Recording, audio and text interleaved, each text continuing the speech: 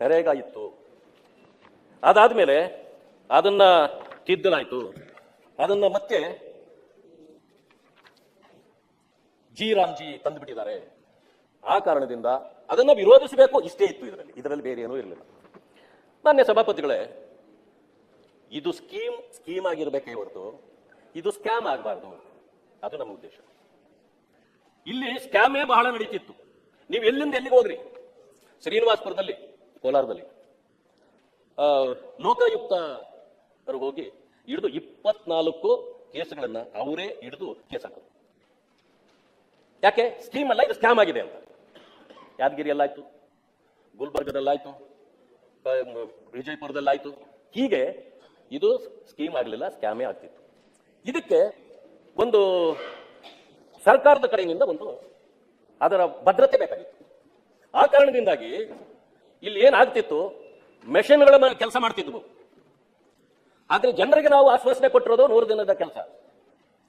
100 ದಿನಗಳ ಕೆಲಸ ಅವಾಗ ನಾವು ಕೊಟ್ಟು ಮಿಷಿನ್ ಕೆಲಸ ಮಾಡ್ತವೆ. ಆದ್ರೆ ಅಕೌಂಟ್ಗಳು ಮಾತ್ರ ಜನರ ಹೆಸರಿನಲ್ಲಿ ಇದೆ, ಇಲ್ಲ ಅಂತಿಲ್ಲ. ಹಣ ಹೋಗೋದು ಕೂಡ ಬ್ಯಾಂಕ್ ಖಾತೆಗಳಿಗೇನೆ, DBS ಅಲ್ಲೇ ಹೋಗ್ತಿತ್ತು.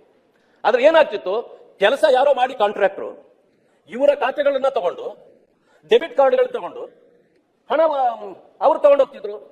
ಇದು ಗೊತ್ತಾಗಿ ಇದು ಒಂದು ರಾಜ್ಯದ ಸಮಸ್ಯೆ ಅಲ್ಲ, ಇಡೀ ದೇಶದ ಸಮಸ್ಯೆ ಇದೆ. ಇದಕ್ಕೆ ಒಂದು ಪರಿಹಾರ ಕಂಡುಹಿಡಿಬೇಕಾಯ್ತು ಅಂತಕ್ಕಂಥ ಒಂದು ವಿಚಾರವನ್ನು ಮನಗೊಂಡು ಕೇಂದ್ರ ಸರ್ಕಾರ ಆ ಜನರಿಗೆ ಇನ್ನಷ್ಟು ಹೆಚ್ಚಿನ ಸವಲತ್ತುಗಳನ್ನು ಕೊಡಬೇಕು. ಮೊದಲೇನಾಗ್ತಿತ್ತು, ನರೇಗಾದಲ್ಲಿ ಕೇವಲ 100 ದಿನಗಳ ಕೆಲಸ ಇತ್ತು.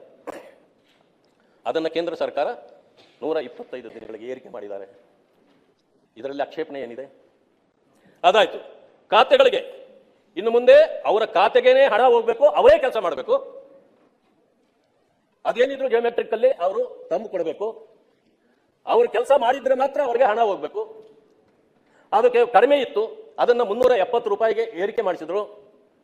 ಅದಾದ ನಂತರ ಅವರ ಖಾತೆಗಳಲ್ಲಿ 7 ದಿನ ಅಂತಂದ್ರೆ ಒಂದೇ ವಾರದಲ್ಲಿ ಅವರಿಗೆ ಹಣ ಲಭಿಸಬೇಕು. 3-4 ತಿಂಗಳಾದ್ರೂ ಅವರಿಗೆ ಹಣ ಬರ್ತಾ ಇಲ್ಲ. ಈ ಕಾರಣಗಳನ್ನೆಲ್ಲ ಇಟ್ಕೊಂಡು ಕನಿಷ್ಠ 7 ದಿನದಲ್ಲಿ ಅಥವಾ ಗರಿಷ್ಠ 14 ಅಥವಾ 15 ದಿವಸದಲ್ಲಿ ಅವರ ಖಾತೆಗೆ ಹಣ ಬಂದೇ ಇರಬೇಕು. ಈ ಎಲ್ಲ ವಿಚಾರಗಳನ್ನು ಇಟ್ಕೊಂಡು ಮೊದಲು ಇಲ್ಲಿ ಕೆಲಸಗಳನ್ನು ಮಾಡ್ತಾ ಇದ್ದಿದ್ದು ಸರ್ಕಾರ ಸೂಚನೆ, ಅಧಿಕಾರಿಗಳ ಯೋಚನೆ, ಅದಾದ್ಮೇಲೆ ಯೋಚನೆಗಳು ಏನೇನಾಗ್ತಿತ್ತು ಅಂತಕ್ಕಂಥದ್ದು ಇವತ್ತು ನಮಗೆ ಗೊತ್ತಿದೆ. ಇನ್ನು ಮುಂದೆ ಗ್ರಾಮ ಪಂಚಾಯತ್ಗಳೇ ಅದನ್ನ ಮಾಡಬೇಕು. ಗ್ರಾಮ ಪಂಚಾಯತ್ಗಳಿಗೆ ಸಂಪೂರ್ಣ ಅಧಿಕಾರವನ್ನ ಆ ಆಕ್ಟ್ ನಲ್ಲಿ ಕೊಟ್ಟಿದೆ. ಹೀಗಿದ್ರೂ ಕೂಡ ಅದನ್ನ ವಿರೋಧಿಸಬೇಕು ಅಂತಕ್ಕಂಥ ಒಂದೇ ಒಂದು ಕಾರಣಗಳಿಗೆ ಈ ಒಂದು ಸದನವನ್ನು ಕರೆದು ಜಾಯಿಂಟ್ ಸೆಷನ್ ಕೂಡ ಮಾಡಿಸಿದ್ದಾಯ್ತು.